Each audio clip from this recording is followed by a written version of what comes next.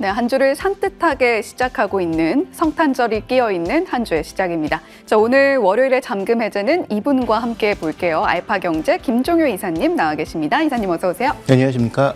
네, 이사님 오늘은 코스피와 코스닥 양 지수가 1%대 강세, 특히 코스피에는 외국인과 기관 양 매수세가 유입이 되고 있는데요. 자, 12월 1일에 말씀해 주셨던 한세실업에 대한 리뷰 먼저 진행을 하고 가보려고 합니다. 오늘 장에서는 2%대 낙폭이 나와주고 있는데 최고가 기준 상승률 18.5% 기록하고 있거든요. 특히 최근에 장대 양봉을 뽑아냈다라는 점에서 한세실업 좀 리뷰 듣고 가면 좋을 것 같아요.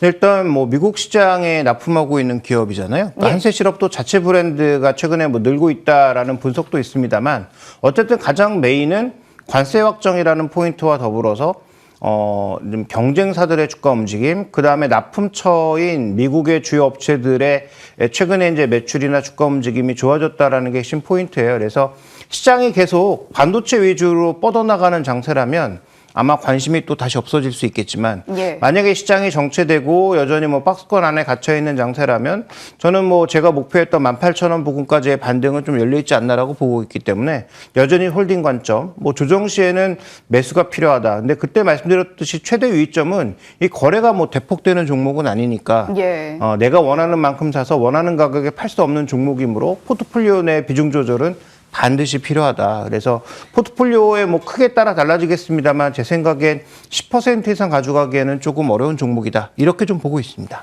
예, 한세실업 거래량이 아주 활발하게 터지는 종목은 아닌지라서 포트폴리오 비중을 10% 이상으로 가져가시는 데는 유의하시고요. 조정 시에는 매수 유효하고 그리고 목표가로 제시해 주셨던 18,000원대도 여전히 긍정적으로 바라보고 있다라고 말씀을 해주셨습니다. 자, 그러면 오늘 잠금 해제 첫 번째 종목 발굴을 위한 헤드라인 바로 살펴볼게요.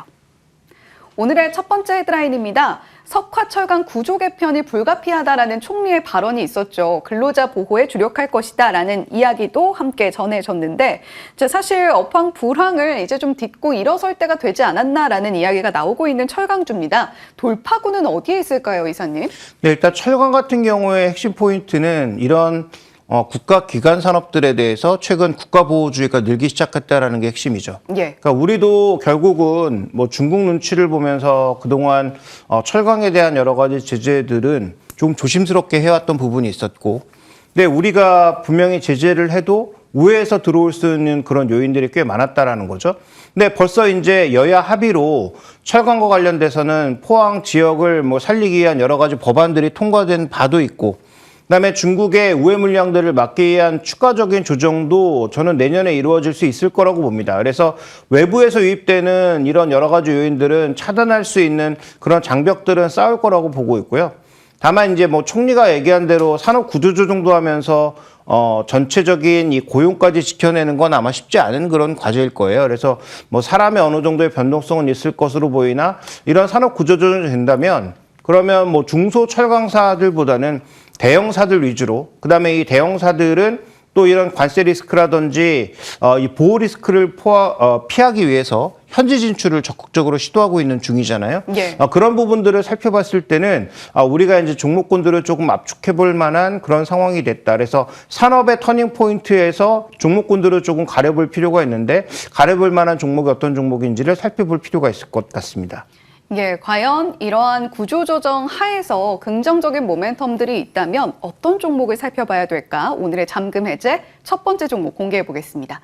자, 오늘의 첫 번째 종목은 현대제철인데요. 아무래도 대형사 위주로 구조조정이 이루어질 가능성이 높다라고 말씀을 해주신 만큼 현대제철을 이야기해 주신 것 같아요. 거기다가 미국 투자에 대한 모멘텀, 구조조정으로 인해서 현대제철이 레벨업 될 수 있는 부분은 어느 정도로 추산이 되는가까지 여쭤보도록 하겠습니다.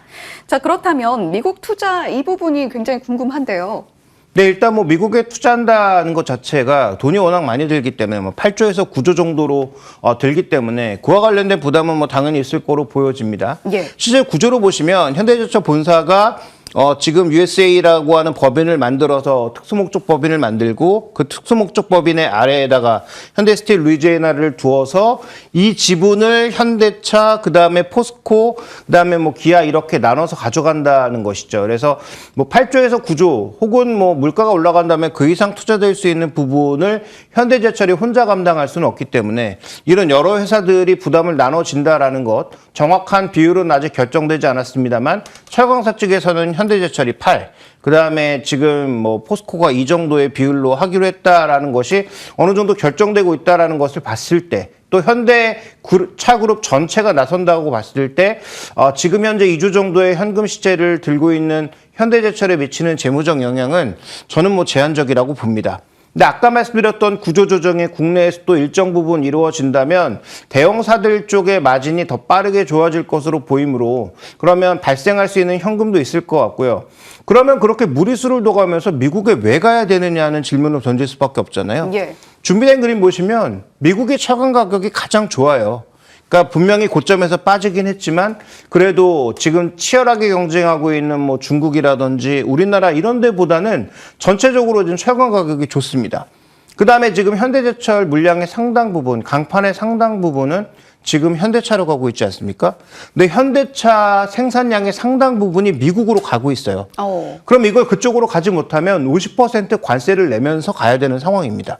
그래서 포스코도 그렇고 현대제철도 그렇고 현재 공급하고 있는 현대차의 강판을 생각해 보면 역시 미국에 진출하는 게 맞다라는 판단입니다. 그래서 트럼프 이후의 정부가 갑자기 관세도 낮춰주고 모든 걸 예전으로 되돌려주는 그런 상황으로 갈 가능성은 저는 그렇게 높지 않다고 보고 있기 때문에 이 관세의 맛을 한번 본 미국이 이걸 바꿀 가능성은 없다라고 보고 있기 때문에 그런 관점에서 보면 미국 투자는 조금 아픈 일이지만 할 수밖에 없는 포인트가 아닌가라고 보고 있고, 그다음에 관세를 50% 내는 것보다는 관세를 커버하기 위한 미국 진출이 오히려 장기적으로는 좀 더 긍정적인 재료가 아닐까 이렇게 판단하고 있습니다. 예, 사실 미국 진출은 현대제철 입장에서도 장기적으로 살펴봤을 때 불가피한 선택이 될 텐데 그렇다면 어떻게 마진율을 끌어올릴 것인가에 대한 질문이 남아있잖아요. 두 번째 키워드가 구조조정이었습니다. 구조조정으로 인해서 밸류에이션 리레이팅 될 가능성이 있을까요? 네, 일단 뭐 재무적인 부담은 좀 있겠지만 지금 이 여러 가지 부담들을 반영해서 밸류에이션 자체가 워낙 낮은 상황이라 저는 추가적인 밸류에이션 할인은 제한적이라고 보고 있습니다. 그래서 이 종목을 저희가 이미 한번 말씀드린 적이 있는데 그때 한 34,000원에 정도에 말씀드렸단 말이에요. 그때보다 주가는 10% 이상 내려온 구간이지만 지금은 다시 PB 0.2배로 빠져버린 상황입니다. 그래서 저는 이 구간 아래로 아주 강력하게 내려갈 가능성, 뭐 0.1배, 0.15배 이렇게 내려갈 가능성은 그렇게 크지 않다라고 보고 있고 미국에서 수익성을 낼 수 있는 부분들을 충분히 커버하기 위한 진출이고 그 부담을 현대차그룹과 포스코와 나눠지고 있는 만큼 현재 이 부담으로 주가가 안 올라갈 거라고 보는 것은 조금은 너무 가혹한 평가가 아닌가라고 보고 있습니다. 그래서 현재 가격대에서는 여전히 매수 가능하다라고 보고 있는데 다만 이번에는 변동성이 좀 있을 것 같아서 매수가는 좀 밴드로 드리고 싶어요. 그래서 28,000원에서 한 3만 원 정도의 밴드를 설정하고 지난번에 만약에 매수를 하셨다면 34,000원에서 그보다 낮은 가격이니까 어느 정도 종합 단가가 그러니까 평단가가 한 3만 원 초반 정도에 형성될 수 있을 정도의 매수를 하시는 게 좋을 것 같고요. 그럼 목표는 어느 정도 잡을 수 있느냐? 일단은 좀 소박하게 잡는 게 좋을 거라고 보입니다. PB 지금 0.2배가 방어선이라면 저는 일단 첫 번째로 올라설 수 있는 첫 번째 단계는 0.3배 정도라고 보여져요. 그래서 여러 가지 악재, 뭐 투자비를 다 고려한 밸류에이션의 한계는 0.3배 정도라고 보는데 0.3배라고 해봐도 42,000원이기 때문에 그러면 3만 원 정도의 평단가에서 42,000원이면 뭐 나쁘지 않은 수익률을 기대할 수 있겠죠? 그러면 이게 오래 걸릴 것이냐? 저는 시간이 그렇게 오래 걸리진 않는다라고 보고 있습니다. 내년 하반기 정도에는 충분히 한번 시도해 볼 수 있는 그런 가격이라고 봐서 저는 뭐 현대제철 뭐 3만 원 초반 정도의 평단가라면 42,000원 정도의 목표가를 두고 충분히 시도할 수 있는 가격이라고 보고 있고요. 그럼 아까 얘기했던 한 0.15배 정도가 역대 저점이었는데 저는 그 정도 아래로 내려갈 거라고 생각하진 않지만 손절 라인으로 생각하고 있는 것은 22,000원 뭐 굉장히 낮게 잡았습니다. 그래서 이 정도의 가격은 저는 거의 내려가지 않을 거라고 봐서 뭐 가능성은 없는 가격이라고 보고 있습니다. 예, 목표가는 42,000원 잡아주셨는데 매수 가능 구간을 밴드로 제시를 해주셨거든요. 28,000원대에서 3만 원 선 사이에서는 현대제철 추가 매수도 충분히 가능하다라고 말씀을 해주셨습니다. 자, 그러면 두 번째 헤드라인 바로 이어서 살펴볼게요. 두 번째 헤드라인입니다. 드디어 천조국을 뚫었다라는 헤드라인인데요. 1,300조 시장에 올라탄 한국 회사 과연 어디일까요? 미국을 공략하고 있는 K방산 과연 4분기를 바닥으로 찍고 내년에는 조금 다시 날아올 수 있는 모멘텀을 확보할 수 있을까요? 네, 일단 지금 우리나라의 방산에 이제 가장 앞단에 있다고 하는 회사들 중에서는 현대 로템을 빼고는 대부분 다 뭔가 미국과 계약을 하고 있는 모습으로 보여요. 물론 뉴스의 주인공은 하나그룹이 더 주인공에 가깝다고 볼 수가 있겠지만 저는 지금 현재 수주 잔고라든지 기간이라든지 이런 여러 가지를 살펴볼 때 하나그룹이 대장주임을 인정하면서도 또 하나 살펴볼 수 있는 종목, 충분한 어떤 가격 조정을 받았다면 예전만큼 그런 부담스러운 밸류가 아니라면 살펴볼 수 있는 종목군들은 좀 더 확장해 볼 수 있지 않을까. 그래서 다시 한번 말씀드리지만 방산의 주도주는 뭐 현대로템과 하나 에어로스페이스라는 점을 부정하지 않는데 그럼에도 불구하고 그 두 종목을 제외했을 때 수잔고의 질이라든지 기간이라든지 그다음에 주가의 조정 정도라든지 이런 것들을 고려해 보면 어떤 종목이 또 매력이 있을까도 한번 같이 살펴봐야 될 것 같습니다. 예, 방산 지금 현재 대장으로서 움직이고 있는 것이 한화그룹주 그리고 현대로템이라는 사실은 부정하지 않는다. 하지만 방산 관련한 모멘텀이 확장됐을 때 우리가 충분히 지켜볼 만한 두 번째 종목이 있다라고 말씀을 해주셨습니다. 그 주인공 바로 공개해 볼게요. 두 번째 종목 LIG 넥스원입니다. LIG 넥스원의 두 가지 키워드 확인해 보죠. 성장 동력 추가로 2026년에 어떤 부분이 날개를 달아줄 수 있을 것인가 여쭤보겠고요. 고평가 논란을 이제 잘 씻어내고 있는 것인가 가격 전략과 함께 들어보도록 하죠. 자, 그렇다면 LIG 넥스원의 앞으로의 성장 동력은 뭐라고 보시나요? 네, 일단 뭐 현무 등 굉장히 다양한 그런 매출처를 이미 확보하고 계속 증가하고 있는 구간이고요. 최근에 이제 미국과 얘기되고 있는 건 비궁이라고 하는 또 새로운 무기 얘기가 나오면서 굉장히 다양한 그런 매출을 현재 지금 확보하고 있는 것으로 보입니다. 그럼 이제 준비된 그림을 보시면 지금 이 회사의 첫 번째 포인트는 신규 시설 투자를 굉장히 강하게 하고 있다라는 거예요.